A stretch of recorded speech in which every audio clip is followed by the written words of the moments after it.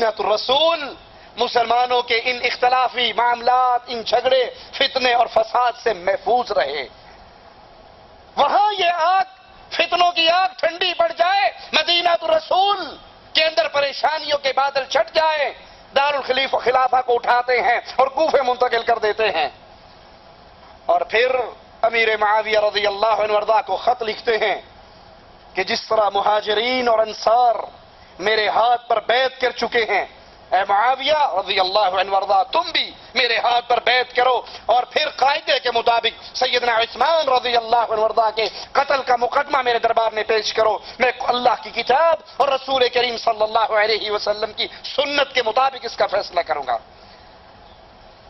سیدنا علی خط لکھ کر امیر معاویہ کو قائل کر رہے ہیں، اور مشکل کشا کو کسی کی منتیں کرنے کی ضرورت، وہ تو مشکل کشا ہوتا ہے، ایک حکم میں جو چاہے کر دیتا ہے. ایک ظالم کہتا ہے علی کی بادشاہی ہے، علی اسم الہی ہے.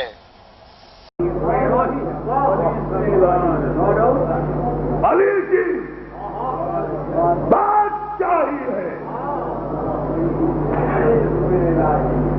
علی اسم الہی ہے، علی اسم الہی ہے. علی اللہ کا اسم ہے.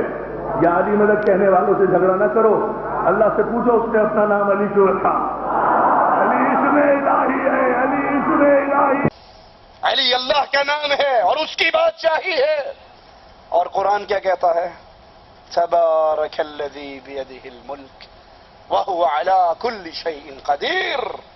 بابرکت ہے وہ ذات، بیدہ الملک، ساری بادشاہی، ساری حکومتیں، ساری قوتیں، ساری طاقتیں صرف اللہ کے ہاتھ میں ہے. وَهُوَ عَلَى كُلِّ شَيْءٍ قَدِيرٌ، ہر چیز پہ قادر، جو چاہے کر گزرے. یہ قدرت طاقتیں ہیں علی کے ہاتھ میں نہیں، اللہ عز و جل کے ہاتھ میں ہے، مالک کے ہاتھ میں ہے، رب کریم کے ہاتھ میں ہے.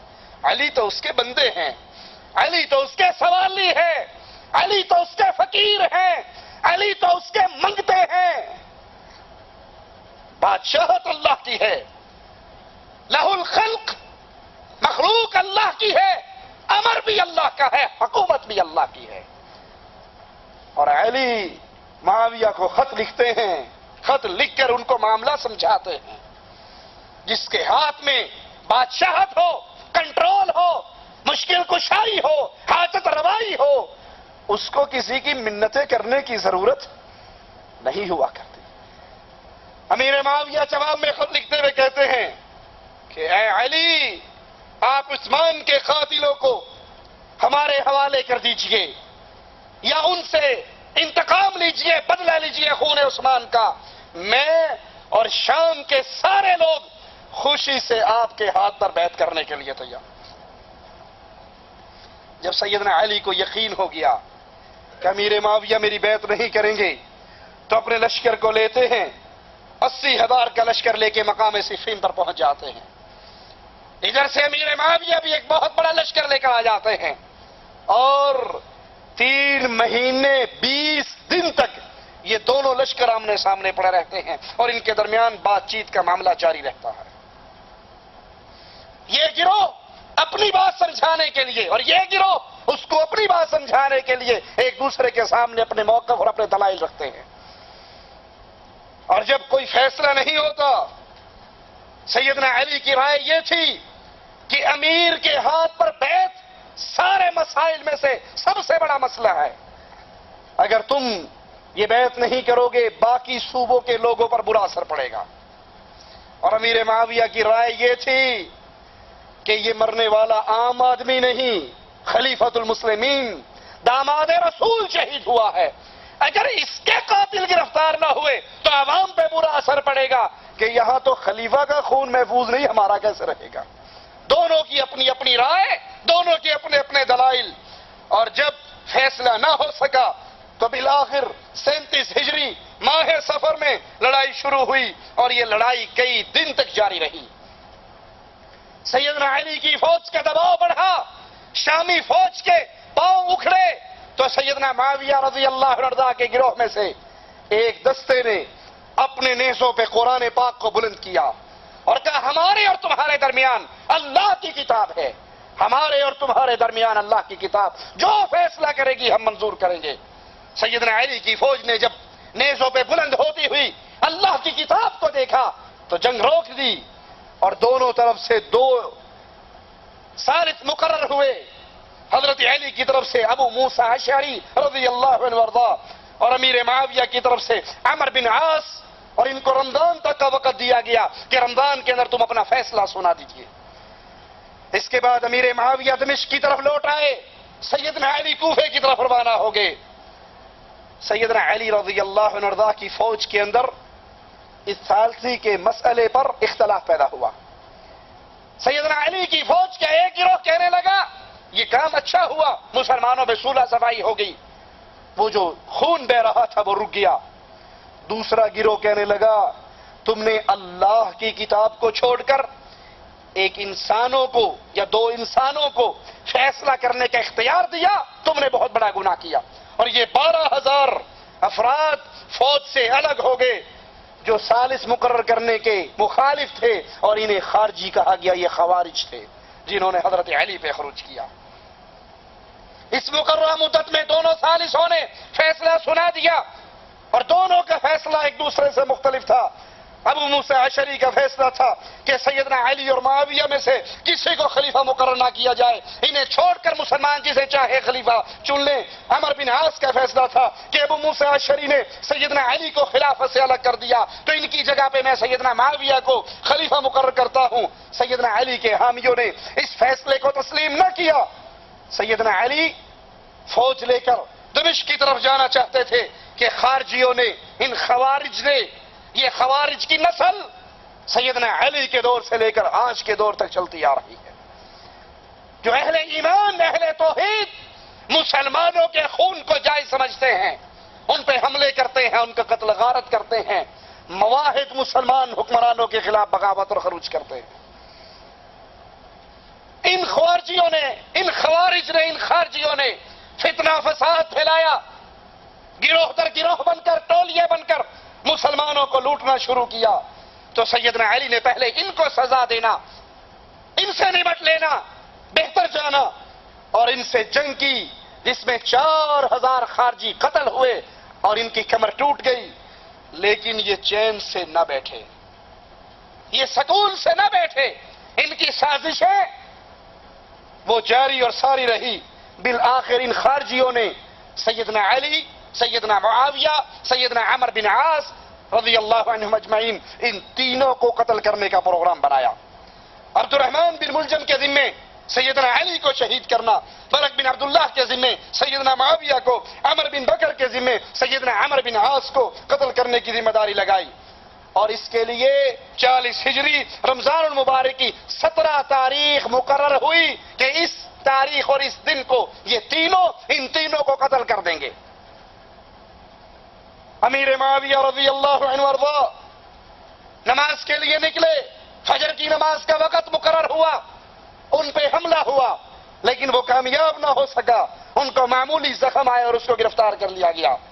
عمر بن عاص رضی اللہ عنہ وارضا اس دن بیمار تھے، انہوں نے نماز کی ڈیوٹی کسی اور کے ذمے لگائی تھی، نماز کی ڈیوٹی کسی اور کے ذمے لگائی، کیونکہ مسلمانوں کا خلیفہ مسجد کا امام بھی ہوا کرتا ہے، مسلمانوں کا خلیفہ مسجد کا امام، مصلی کا امام۔ ہم اپنے بچوں کو قرآن کیوں نہیں پڑھاتے، دین کیوں نہیں پڑھاتے جی؟ دین پڑھ کے، قرآن پڑھ کے مسیتڑ ہی بڑھنا نا، مسیتڑ۔